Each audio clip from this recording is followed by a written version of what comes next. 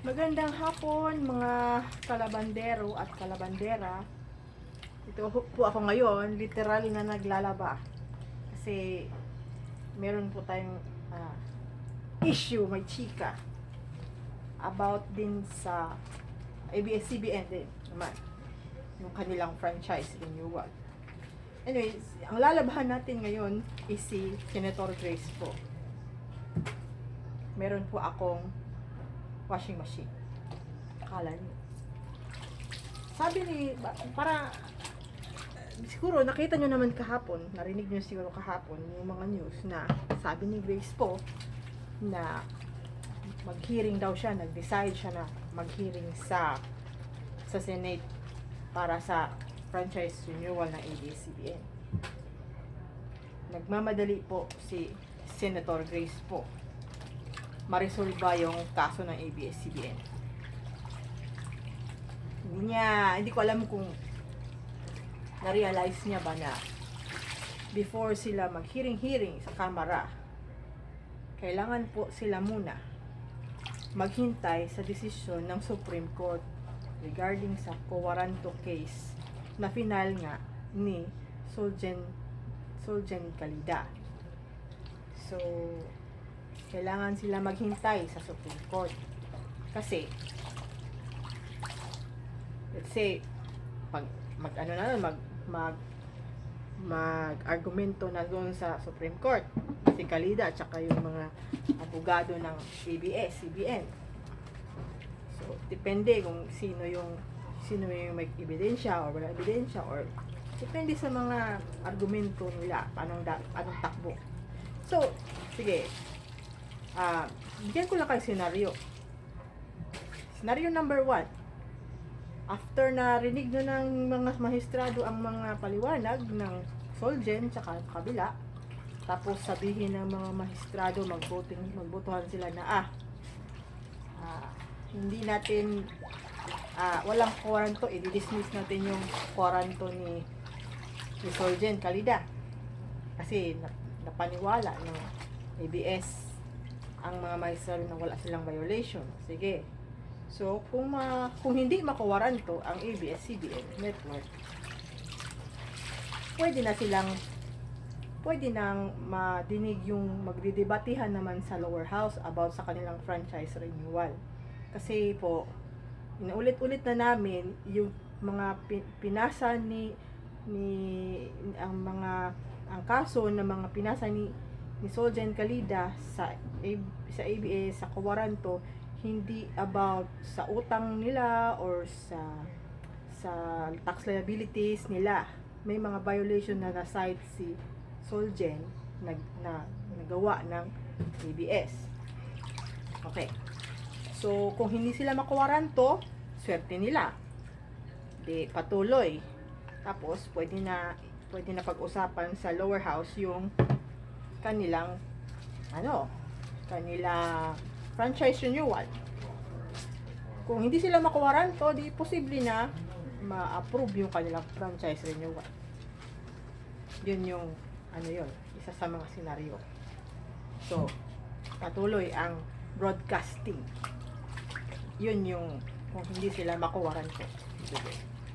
Ngayon, kung makuwaranto nga ang ABS-CBN within the next few weeks, malaking problema yon para sa network. Kasi nga, kung wala kang franchise, may possibility na maabutan sila ng kanilang franchise expiry sa March 30. So, kung maabutan sila ng franchise nila, tapos makuwaranto sila, hindi sila mapilitan sila mag-stop ng broadcast nila. Kasi nga, no franchise, no broadcast. Hindi sila pwede go on air. Yun yung isa sa mga mangyayari kung makuwaranto sila ang ABS-CBN. Ano pa bang kung makuwaranto ang ABS? Ano pa ba ang pag-uusapan nila sa Kamara? Ano pa pagdidebatihan nila doon? Di wala.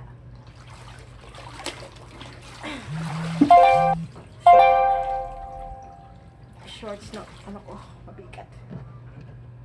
So, yun. Kung makuwaran to nga yung ABS-D, anong pang didibatihan sa lower house? Anong pagbobotohan ng mga kongresista natin na ma-approve ang renewal? Kung ang mangyayari, hindi na renewal, kundi ang mangyayari is new application for new franchise. Bago na silang prangkisa. Back to the beginning. Bago mag-apply na naman sila ng panibagong prangkisa. Eh, what if siguro kung ano, baka may pag-asa sila kung ano sila na bagong prangkisa is ma-approvean ng karamihan sa Congress.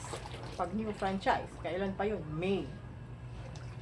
Malapit na mag-recess ang Congress. So, kailangan sila magmadali. Pero, what if yung mga maestra natin hindi nagmamadali? Paano niya? Paano niya? Paano nga naman? So, basically ngayon, yun na yung sabi ni Senator Grace Poe. Maghihiring daw siya. Mag-decide siya. Okay, sige. Etong kilida kanina morning. May surprise na naman si Solgen General kanina morning. Pumunta sa Supreme Court si Solicitor General. Tapos, nagsampa doon ng petisyon para mag-order ang ABS-CBN. Sinabi doon na yung mga walay labot, yung walang mga hindi naman concern sa nangyayari sa kaso, wag na magsalita. So, may gag order na. Zip. Kasi, yun na nga, since nung pinasa yung petition dun sa Supreme Court nung nakalaang Lunes, sige, violate na ng sub judice ruling yung ABS-CBN.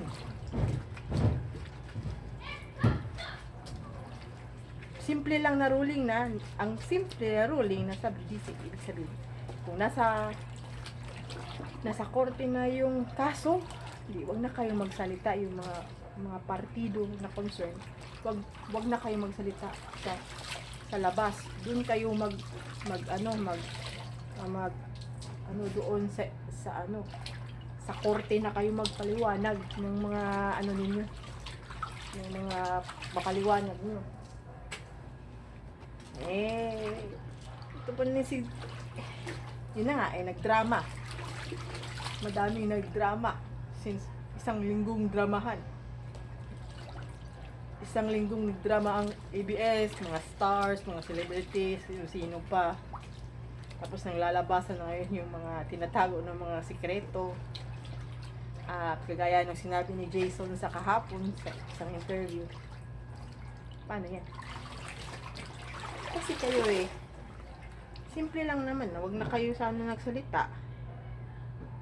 Doon na lang kayo sa korte nagpaliwanag.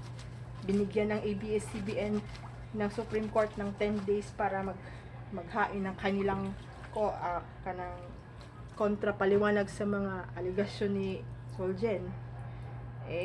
Mukhang mas gusto nila magpaliwanag sa mga taong bayan na hindi naman masyado naiintindihan kung anong mga nangyayari sa kanila.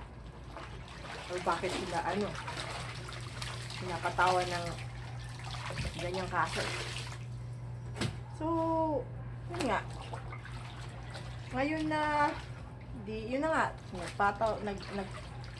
nagpasaka ng petition si Solgen na sa Supreme Court ngayong araw na gag order. Pero nakita ko dun sa DZRH kanina before ako naglabas, sabi ng Senate, which most likely sabi ni Grace Poe na kahit na daw may gag order galing na sinampa ni Solgen General Calida, magpatuloy siya ng hearing kahit na may gag order, magpatuloy siya ng hearing niya doon sa Senator. Sige, tuloy. Push mo yan, push. Push mo yan para masahit ka in contempt. Push mo yan, Grace. Push. Push it.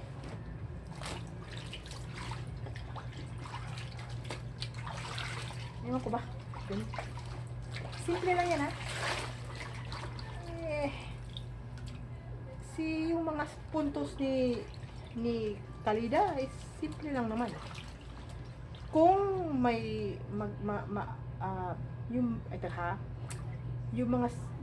yung mga inaakusa ni Solgen General sa ABS-CBN is simple i-answer kung meron silang answer agad ang ABS.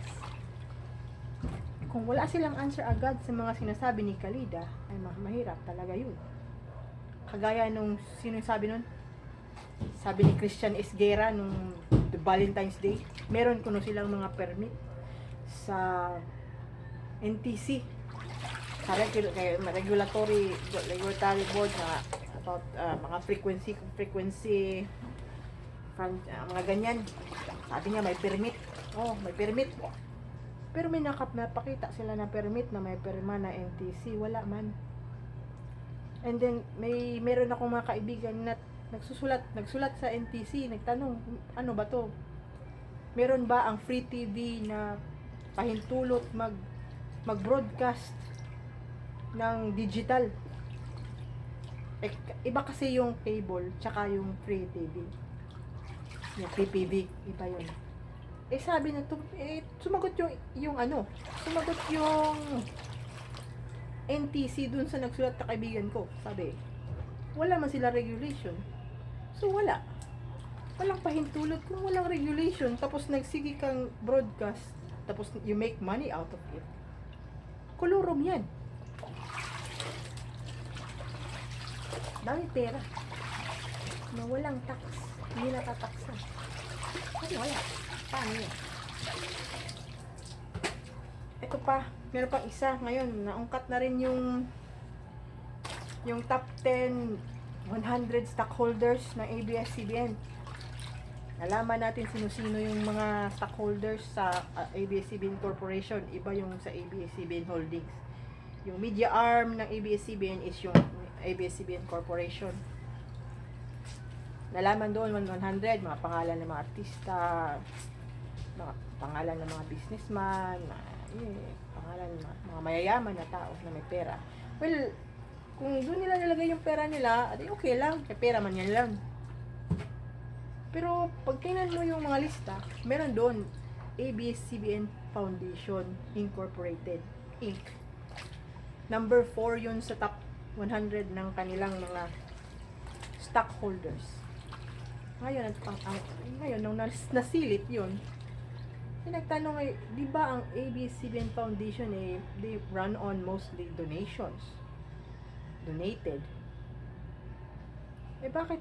So, meaning, kung yung mga tao na nagdo-donate sa ABS-CBN Foundation, yun palang pera, monetary, binibili nila ng stock ng kanilang kumpanya. They making money out of donated monies. Walang kahirap-hirap. Ewan ko, hindi ako masyadong yan, pero I think bawal yun eh. Tax, parang iwas tax or something. Para makaikis ka na tax. Magbayad ng saktong buwis. So,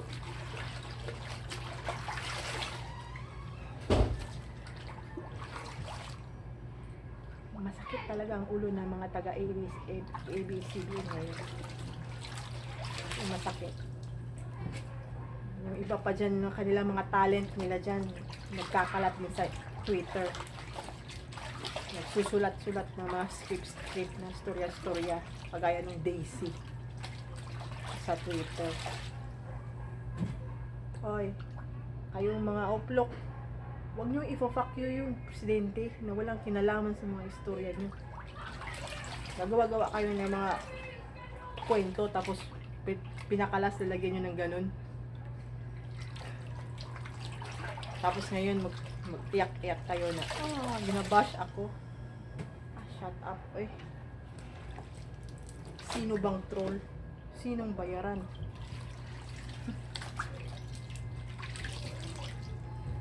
Naglalaba ako. Totoong tao ako. Hindi ko kailangan kwarta para para ilagay yung katanghan nyo dyan sa internet. Anyway, hanggang dito na lang siguro folks, kasi malapit na akong paikot ng aking nagpaikot ng aking washing machine. Kasi ako yata yung pinakamalaya na labandera sa balat ng Pilipinas. Kasi may washing machine ako. Ayoko. Washing machine. Ang bigat nito, oh. Ano, oh. Ang laki-laki ng asawa ko. Ang bigat. Anyway, sige. Tapusin ko na muna yung aking labada. Out. Wait. Kung gusto niyo mag-follow dito sa Political Labandera, i-click nyo lang yung subscribe button. Pasensya na kayo. Tapusin ko lang muna itong labada. Hanggang sa muli. Bye.